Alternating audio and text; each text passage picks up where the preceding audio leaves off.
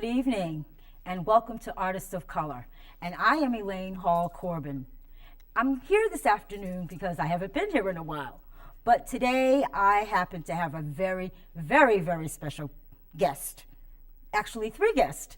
I have John Kordalewski, I have Bill Lowe, and I have Mr. Kurtis Rivers from the Makanda Project. Good afternoon, gentlemen. Good afternoon. Thank you for joining me. This is actually a treat for me. I've watched you guys for many years. You know I don't miss shows, but I'm always there, one way or another. But I have been dying to do this interview for a while. So first, I'd like a little background on all of you. I want to start with John. John, what made you get into music? What made you get into jazz? How long have you been doing this? Well, ever since I realized that my basketball days were coming to an end, Really? I've been focusing on jazz, which I guess was around when I was in college. I actually got kind of a late start. I mean, I had piano lessons when I was young, so I knew something about the instrument. But when I was in my 20s, I was really scrambling hard to catch up with everybody who already kind of knew how to play. But I kept at it. Great. And I'm still trying to catch up. You're doing a great job. I have to admit that you're doing a wonderful job. Fantastic, to be exact. Mr. Bill Lowe. Yes, ma'am. Do tell me how you got started. Well, once upon a time, music was always a part of my house growing up. My father was a professional guitarist. I'm going to give him a plug. He's been off the planet for a while, but Jack Spruce, and he had a band in Pittsburgh, which is where I was born, called the Pittsburgh Cotton Pickers. So the music was always a part of my life, and my mother was always telling me not to become a jazz musician. So obviously I didn't pay attention to what Lois Lowe said. She was a great singer. So from the age of 5, like John, I had piano lessons. And then I got to the trombone by accident, going into the 7th grade, and I've been playing it ever since. But you like it. Love it. See, I should say you love it. Yes, I do. As does John. Mr. Kurtis Rivers, give us a little background. I've known all of you so long, it's very hard. I don't know the intricate parts of you, so give us a little background here. Well, my music started with my grandmother, who was an organist, hearing her play around the house. And upon hearing Charlie Parker and John Coltrane ended up professional medicine, I wanted to be a doctor before hearing my grandmother, John Coltrane, and Charlie Parker. So, and I've been after, like John, been after it ever since. Right. Well, let's get right into the meat of the matter. The Makanda Project. First, I want to know, how did all of you all meet in order to put this project together? Or who was the instigator? I knew it. Well, I knew it was John. No, actually, Kurtis was the co-instigator. Kurtis was the co-instigator? Yeah. When Makanda, I knew Makanda, and I studied with him, and then later on after I moved to Boston in the mid-90s, Makanda was from Boston. Right. Makanda Ken McIntyre, we should make that clear. And his sister, Elaine McIntyre, there's probably somebody watching this program who knew Elaine. She was a wonderful person. She was actually a tremendous tennis player. And she and Sam Jones from the Boston Celtics were doubles partners, and they did very well in tournaments. But I met Elaine after I moved up here, and that led me to reconnecting with Makanda, and I got a chance to perform with him, which was really the same thing as studying with him. That's all right. And then when he passed, and so I got to know his first wife had been very ill, and she passed, and then he remarried, and I got to know his second wife quite well.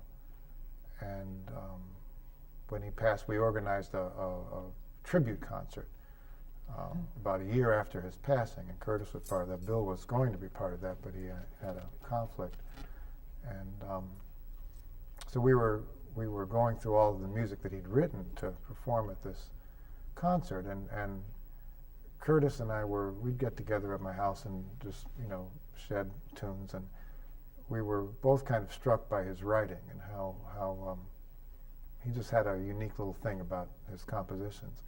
And then I found out from his widow that he'd written like some 300-400 additional compositions that nobody had ever heard. And it seemed that somebody ought to try to do that. So Kurtis and I were talking about putting together this band to play this music, and then it just sort of that was the instigation. That was the instigation. What Makanda Ken McIntyre like as a person? What was he like? Hey, I'm getting into the fruit of the issue here. I want to know what he was. I've always wanted to know what he was like. Wow, that's not an easy question to answer. First place, he always used to say it's important to be multidimensional. Okay. And the word Makanda actually means many skins. Oh. It was when he was in Zaire on a tour. An elder came up and handed him a slip of paper and said, "This is your name." And he studied it, looked into it, and he decided it was appropriate. So he was many things. He was fierce and harsh and loving and gentle. All right. Maybe Bill can add something. Okay, Bill. Yeah, I've known Makanda's still here, actually. I've known Makanda for many years. Makanda there's a group of my elders, my immediate elders, and Makanda is a part of that group within the music, that people within the music know them, people outside of the music don't know them. Makanda, my main mentor, Bill Barron, Frank Foster, Bill Dixon, who's just passed. These are people who, men, primarily men, but women as well, but primarily men, who grew up with their music in the 50s and 60s. And we would today call them intellectuals. We would call them public intellectuals, which doesn't seem to fit the notion that people had of jazz musicians. Mm-hmm. These were folks whose music had a purpose. Right. And as musicians, they were also great teachers. And that's why they were both harsh and gentle at exactly the same time. Makanda, like the others that I mentioned, had a unique voice. That is, he had a unique musical voice. Makanda was extremely talented. He played, I don't know how many instruments well. Alto saxophone, oboe, flute, bassoon, just played a lot of musical instruments. Investigated the music, also investigated various religious and intellectual systems of knowledge. All these guys were about that. Makanda wound up founding a music and dance program at State University of New York at Old Westbury. That's the kind of person Makanda was, and he's from Boston. As I said, I knew him I first met Makanda. I lived in New York up until 1990. I moved to Boston. Prior to that, I was living in either Middletown, Connecticut, but still working and living in New York, doing most of my work out of New York. And Makanda was one of the people on the scene that we knew. I worked in a band of his for a while. And did various projects with him, and knew him both as a musician and as an educator. And that's what's important, I think, that this was a man who, from Boston, made an international impact as both a musician and a teacher. He was a public intellectual. He was a force to be dealt with, as well as being a great jazz player.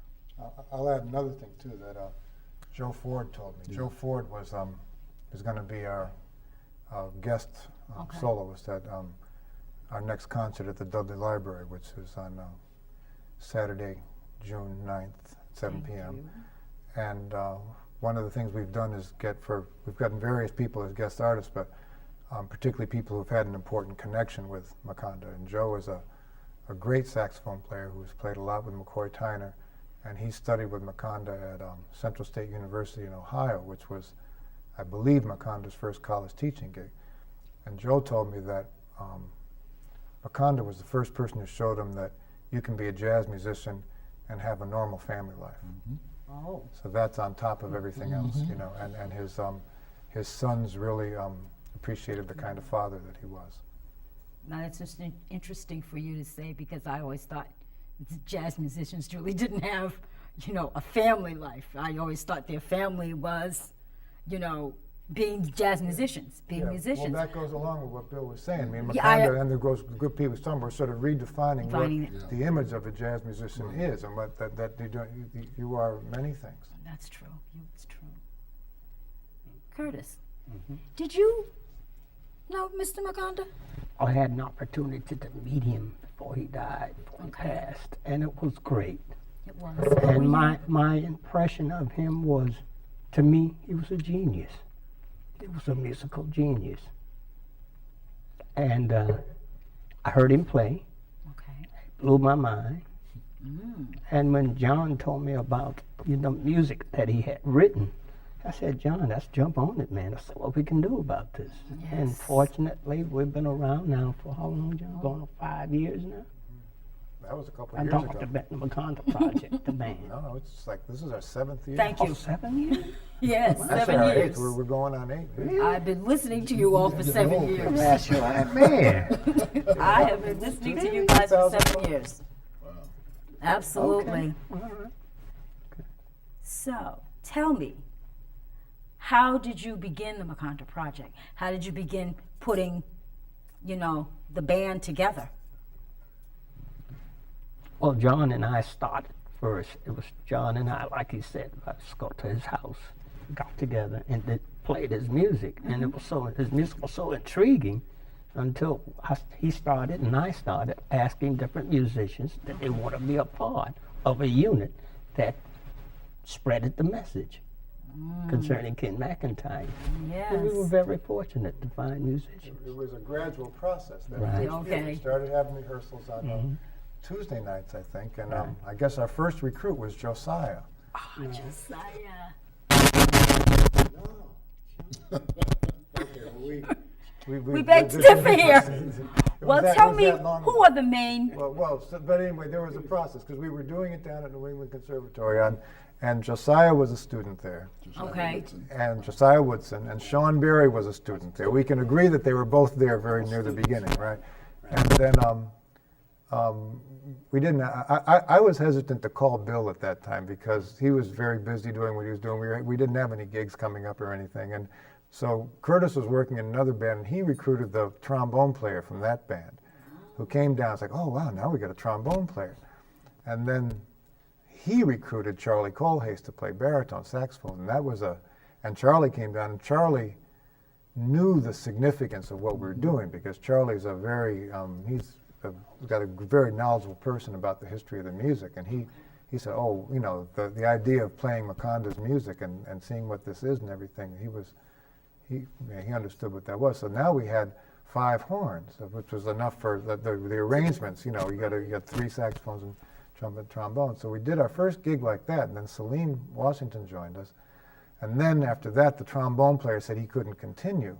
I said, well, Bill was the trombone player that I wanted all along anyway, so now I can call Bill and say, we have this band, you know, would you like to join us? And that worked, and then it just started expanding a little bit. You know, there was another trombone player who named Robert Stringer who was in town, and when Bill couldn't come, he came, and then, you know, so why not have both of them? And then it just kind of expanded like that. We need to continue, Okay. and we don't want to stop there, but we are going to take a very short break, and we will be right back. All right.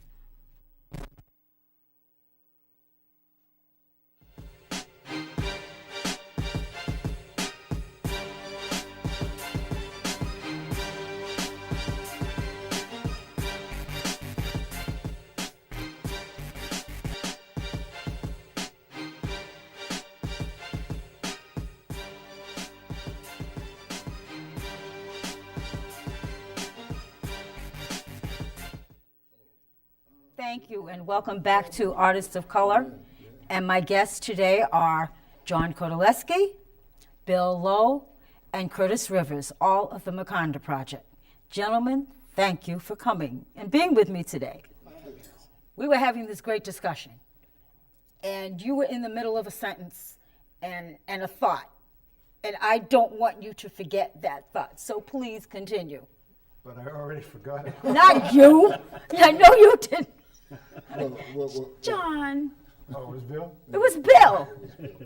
He's got a better memory than I do. that's questionable.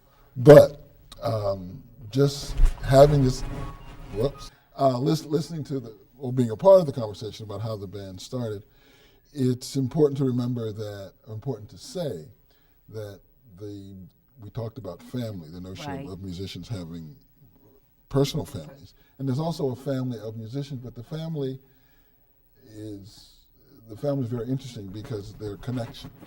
Okay. We were just arguing, or John and Kurtis were just having a disagreement. Discussion. A discussion about Sean Berry and Josiah Woodson. The important thing in terms of what I'm about to say is that at the time they were both students at New England Conservatory. Okay. Right. And as students at New England Conservatory, John and Kurtis are their elders. And then they come into the family. As it happened, both those young men, Sean and Josiah, turns out I was teaching a course at New England Conservatory on jazz history, and both of those young men were in my class. Oh. I knew them from that That direction. direction. So again, it's now. So then when I come into the band, they're Josiah and Sean, who had been my students in a history class. Now we're colleagues in a project to honor the music of one of my elders. That's how the music really grows, and the conversations that I've had with John over the years about this project, what I've liked about John's approach is that John has paid attention as a leader and as an organizer, has paid attention to the way the music connects to the community. There are lots of ways we could have gone, and John chose to go the way of trying as best as he could to keep the memory and the essence of Makanda's music connected to the community that Yes. Makanda originally came from. So the Dudley Library has become our home as opposed to some other spots we might mention downtown. There's, you make choices. So and choices, as they say, elections have consequences. Choices have consequences. And I think in the case of what we've done, those consequences have ultimately turned out to be very good. It makes me feel great to play the Makanda Project music, which is music is at a very high level. The band has grown to 11 pieces. Yeah. And with all kinds of great guest artists like Warren Smith and Joe Ford, Oliver Lake, to have Odine Pope, to Billy Hart, my goodness, to have these people perform at the Dudley Library and have people at the Dudley Library stand up and cheer. Once, a couple months ago, I told John this story. A couple months ago, I had my tuba on the bus trying to get to play on a Sunday morning to play down at 12th Baptist. And I'm struggling with my tuba. I get on the bus, and I'm on the second bus, and I'm on my way to church. I got on my black suit, feeling kind of awkward with my big tuba on the bus. And suddenly somebody taps me on the shoulder. And this man who I kind of recognized, I didn't know him. It wasn't like he was a close friend. He was a brother got on the bus at on Blue Hills Avenue. And he said to me, you don't know me, but I know you. You're part of that Makanda Project band. See? And I've seen you there, and I've seen you in the park, is what he said. And I really like the music. We had a little conversation. That's rewarding. And that's worth the 8 years of putting together music around this very important person, around his music, and making sure that the music is performed at a high level and making the community connections. I am so glad and so always so excited, and really, really heartfelt and really warm when you guys play, because I try not to miss anything, but I love it. And just to have it within the community itself. And it is part of the community. And you always want to, at least I do, when I talk to people and I know that I'm coming to see a performance or hear a performance, and people tell me, well, where are you going? I said, well, I'm going down to the Dudley Library or wherever you guys are going to be to see the Makanda Project, the Makanda Jazz. Who are they? Hey, I can't explain who they are, but I'm going to tell you that they're great. I love listening to them. I don't like missing them. And I got lots of pictures to back it up. I'm still waiting. I know. I pictures. sent you an email today, John. You are going to get your pictures, I promise. But it's heartwarming. It's exciting. And it's the fact that it's part of our community. And it's, the music is from a man, a brother, who is part of our community. Part of our community. And he has so much to give.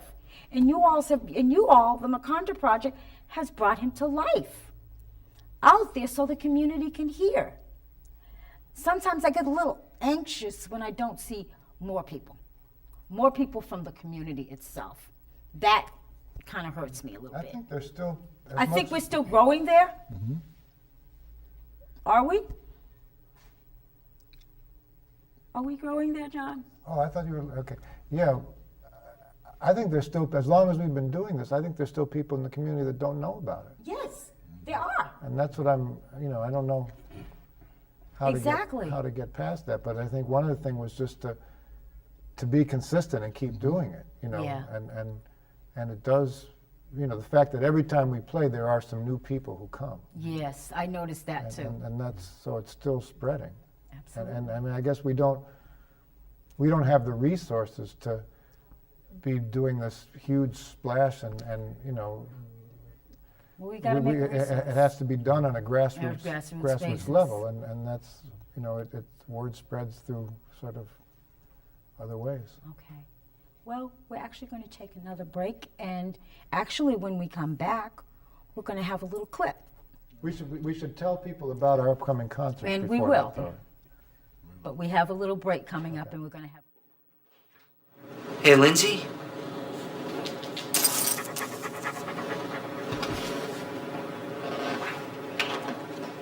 I wish you didn't smoke weed.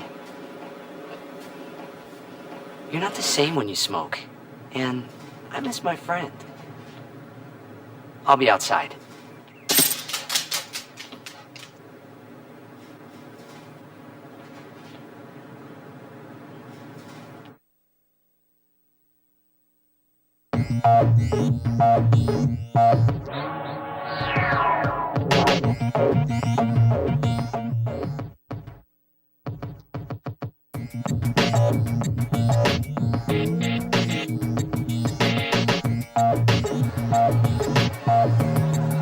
Sometimes friends can't see how drugs and drinking changes them.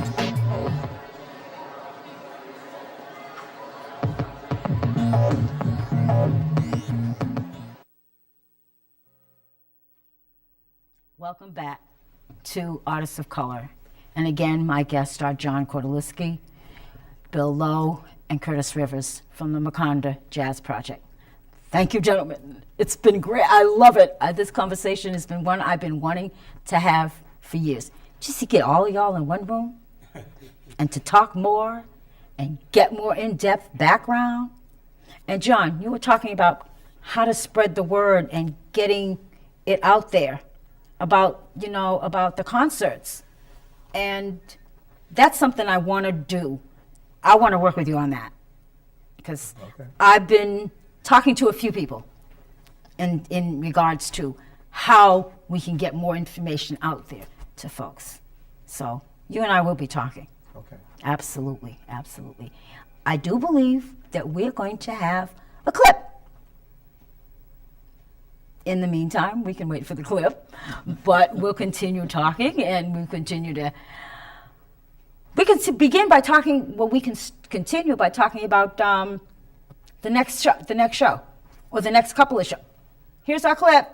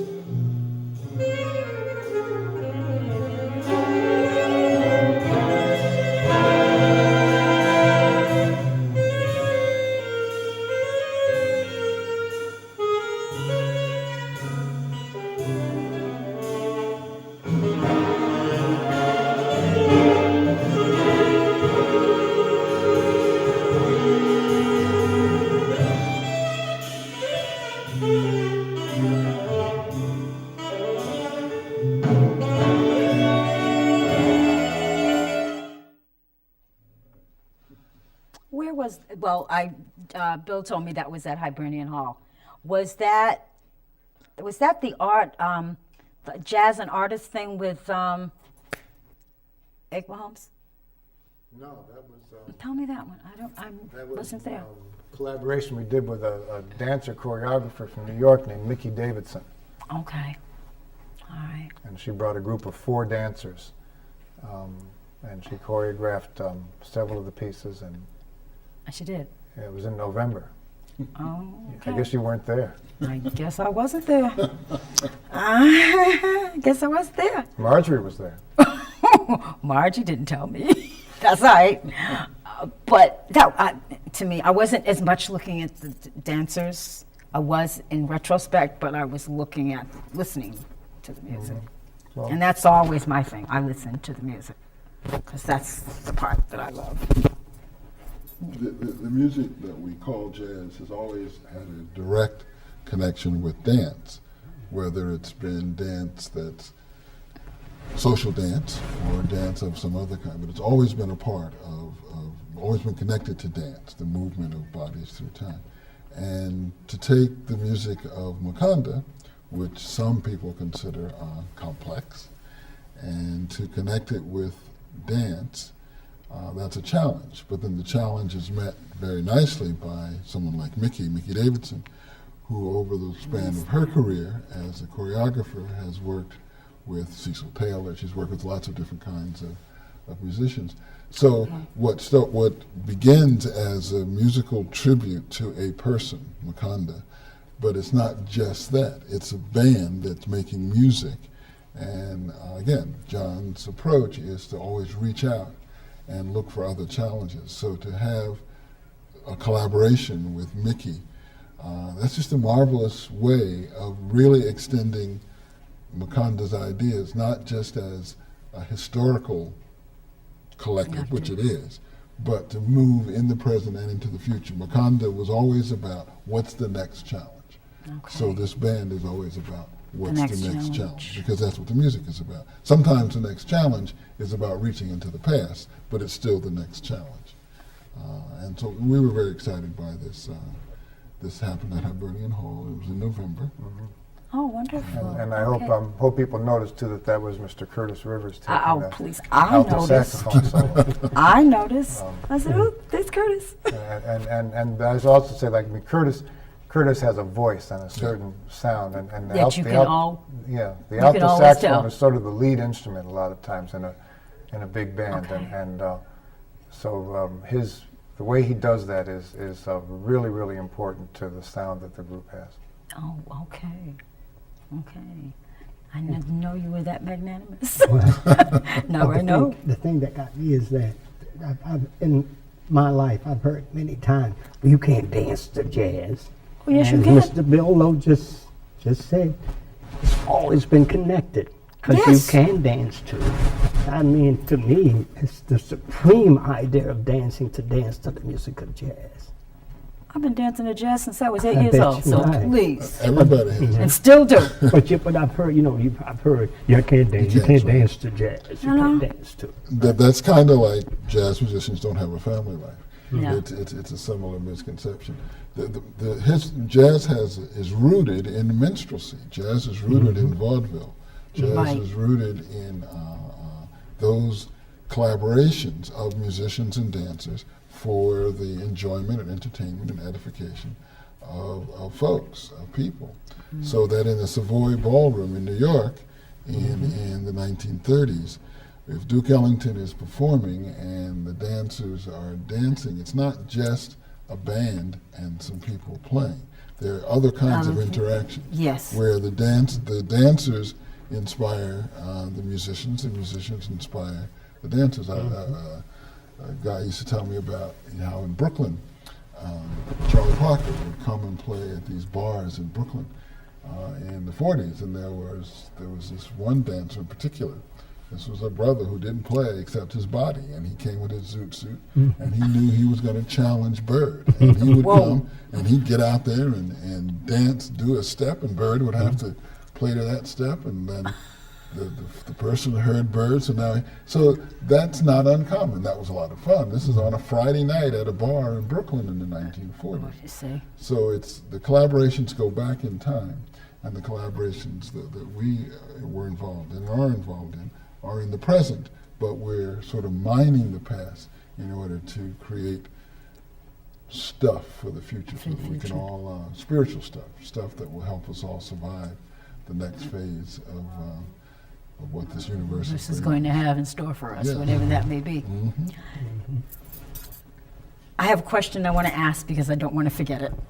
My question is this. Makanda, is his music nationwide, or is it just rooted and played here in the Boston area? Or if not, do you guys have any plans for getting it there? Well, I personally think that people all around the world know who he is, but not in the sense of saying, like someone would know who James Brown is, or But or Sonny Rollins. Or Or right, Sonny Rollins. right, right. But he's known because he was such a powerful musician that his ideas and his music has gone out there. It's out there. But as you know, jazz, now this is my personal belief. To me, jazz still is the music of the future. Oh, absolutely. See? I agree with that. I would venture, especially here in America, the average American still does not know anything about the music, and it was born right here. That is so Now true. that's my That's personal very true. opinion now, because I think you can go out here and round up 10 Americans randomly, and you'll find maybe one may have an idea what the music is all about. Right. So like Frank Foster said, this is the music of the future, and it's been here how long now? 80-some years, 90-some years. Maybe a little longer than that. Right. And what catch? I find that most people that really have a good knowledge of the music are not Americans. No. Isn't that funny? That's so very true.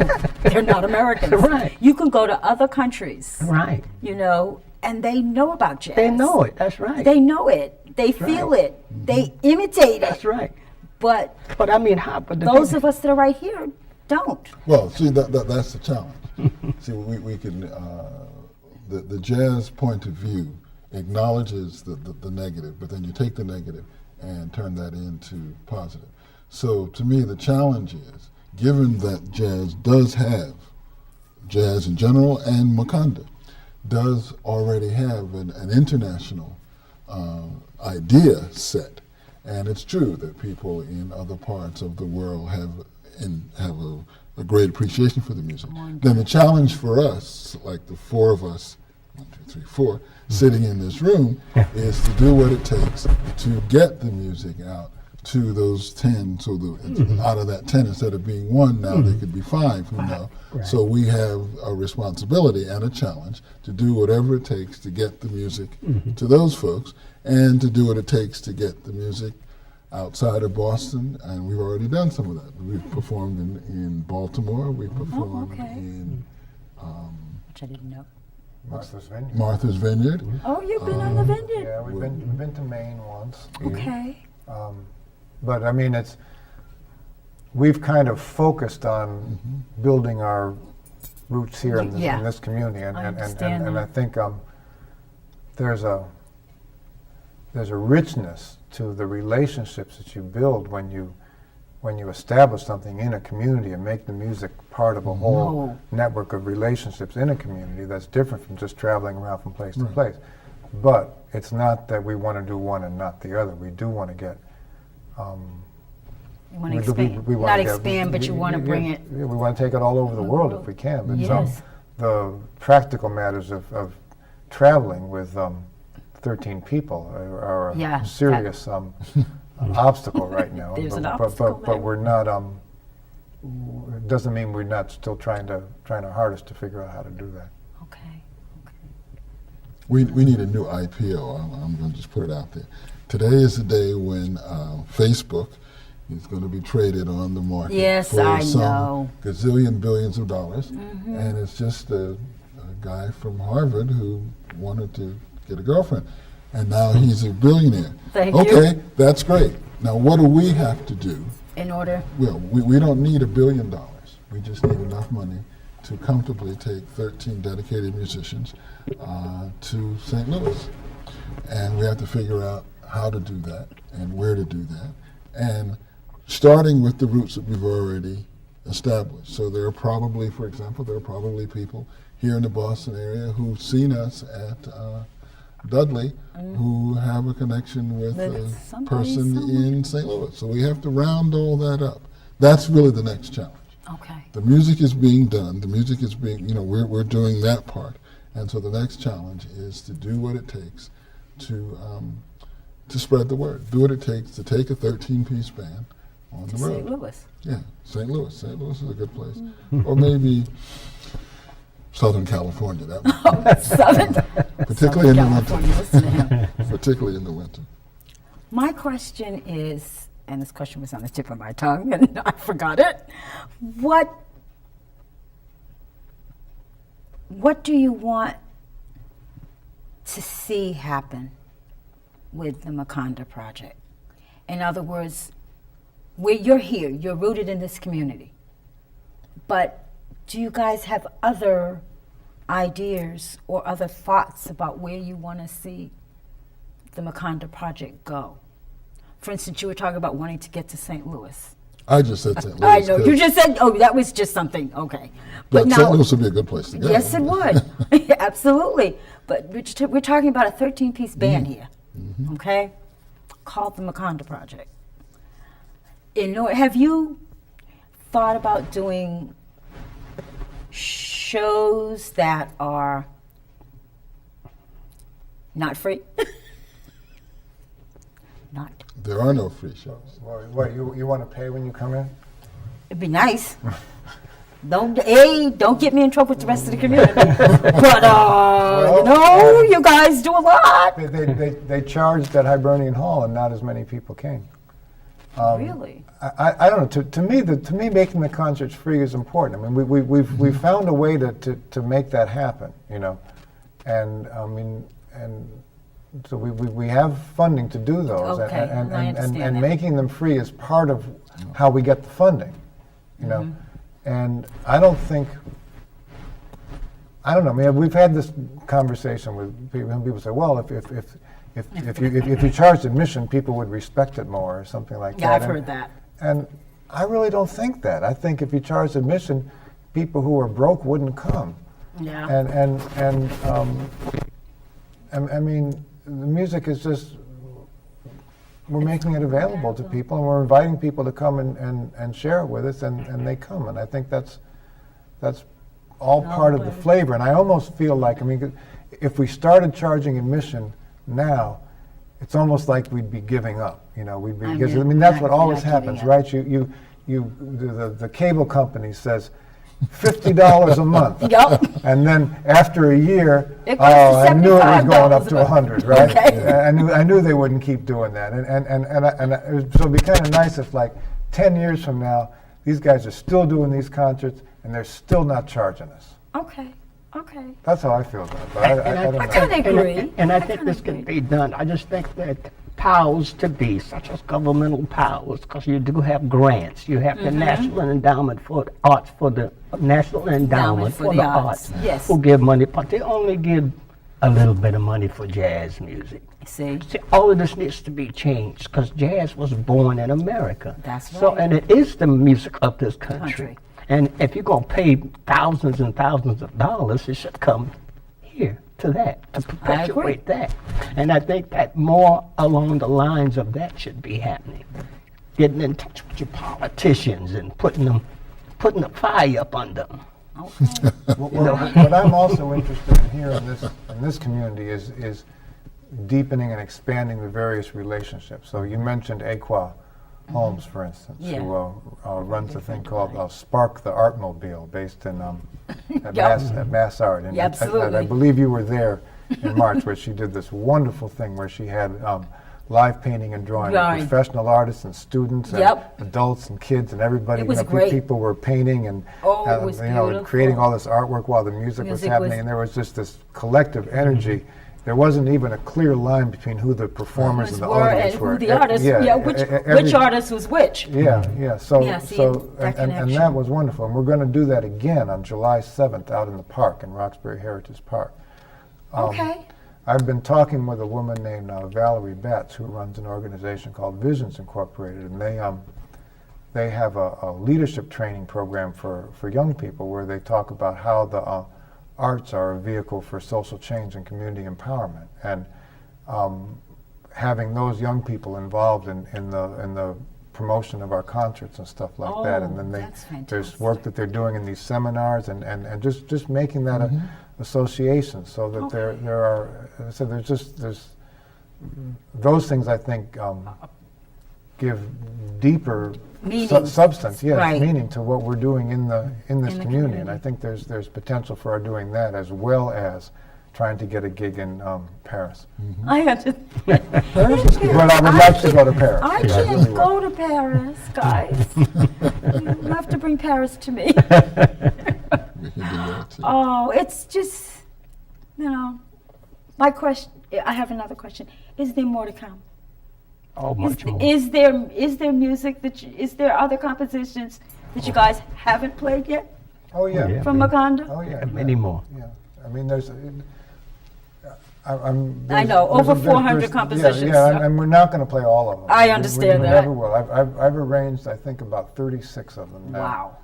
And I've There's got many more to go. I've got a pile, but what actually made me very sad, I didn't have all of them, and I finally obtained all of them, and I realized that it actually is finite. Really? It's sort of like becoming to terms with your own mortality, you know.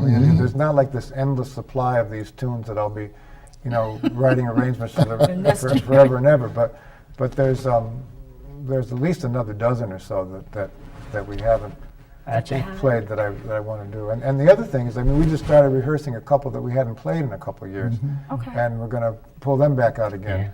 And you know, there's so much that we haven't even gotten to with some of those pieces. Yeah. And I think the material of Makanda, since I've been playing Makanda's material, it's been a challenge. I feel like, That's a good challenge. I mean, the first time I got into this composition, I found out I had to change everything about the way I thought about music. Really? That's right. That's right. Playing this composition as a musician, it's like I'm learning. Okay. It's like exciting. It's different. It's a challenge. Wow. And like John said, we have what, over 400. You have 400, and even some of the tunes we've played already.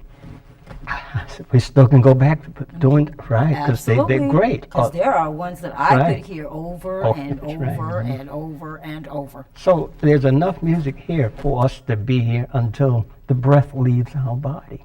And Okay, we're still more to be come. played. That's right. So Makanda Project has actually been around now for 8 years. Going on the Into 8 years. Going 8 on years. Going I'm on 8 thinking years. 4, but 8 years, yes. Wow. You know, it's like, when I miss, I get mad at myself. I have to admit that. I get so angry at myself. I missed that. But it's, you know, it's nice to have jazz in your own backyard. That's how I see it. It's nice to have, you know, a spectacular, fabulous composer whose music is being brought to the community and just moving along, you know, just moving along and making people excited. I watch people when I come. I watch how people act, react. I see their faces, I see their bodies. I mean, I watch them, you know, and it's wonderful. And Boston is really a mecca for this music. At one time, it was really a mecca. Yes, it was. I mean, anybody in the music, if you were into jazz music, You had to come through had Boston. to come to Boston. That's right. I remember. That's right. And it's time for Boston to pick that back up. Right. Yes. Because you have great schools here. You have Berkeley Berkeley. here, cranking them out. New Yep. England Conservatory, cranking them out. But I noticed in the community of Roxbury and Dorchester, what's happening? I know. On But we're working it. But that's not to bump. I think it's going to rise Move again. up. It's coming back. Yes. Move up. It's coming back.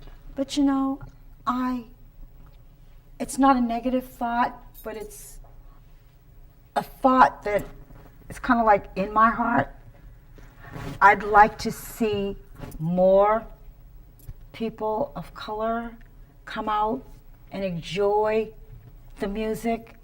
I see it when we have the concerts at the library, you know, but you don't see it as much like when you guys do stuff in the park. I don't see it as much. I notice the people that I see over and over and over again because I've gotten to know them. But I would like to see that happen more. And in order for that to happen, I think we need to make it, it's not more to them, but how to media to them to let them know. Because like we say, like I know for a fact, a lot of people don't know. I would like to be able to draw those people in, you know. I would like to be able to draw more young people in. The young people are the key. The advantage that we have, which is I think what we all see at the concerts, is that the people my age who Young are people. young people, Yeah. right? The people my age, Yeah, people my age too. right?